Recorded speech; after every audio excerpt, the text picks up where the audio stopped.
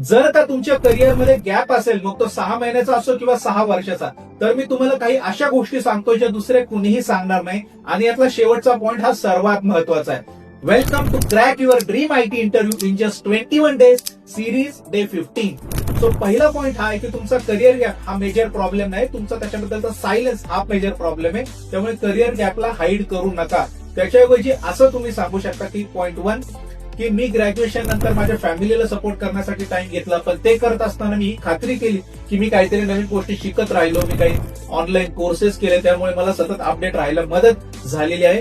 दुसरी गोष्ट की जर तुमचा करिअर गॅप असताना तुमचा रिझ्युमे शॉर्टलिस्ट झालेला आहे आणि तुम्ही इंटरव्ह्यू मध्ये आहात, तर त्या केसमध्ये करिअर गॅप हा सिलेक्शन क्रायटेरिया नाहीये. त्याच्यामुळे करिअर गॅप बद्दल सतत चिंता करायची नाहीये. आता तुम्ही स्वतः एक बेस्ट कॅन्डिडेट म्हणून त्या कंपनीसाठी कसं कॉन्ट्रीब्युट करू शकता याबद्दल जास्त बोलायचंय. तिसरं पॉइंट की हा जो तुमचा जास्त करिअर गॅप आहे तो सतत जास्त एक्सप्लेन करायचा नाही. त्याच्याऐवजी तुम्ही असं काही सांगू शकता की त्या गॅपचा वापर करून तुम्ही एक स्ट्रॉंग कॅन्डिडेट कसे बनला, जसं की या गॅपच्या पिरियडमध्ये मी सतत नवीन गोष्टी शिकत राहिलो, त्याच्यामुळे मी इंडस्ट्रीच्या टच मध्ये राहिलो आणि यामुळे मी आता अधिक शार्पली लेटेस्ट गोष्टींवरती, लेटेस्ट स्किल्स वरती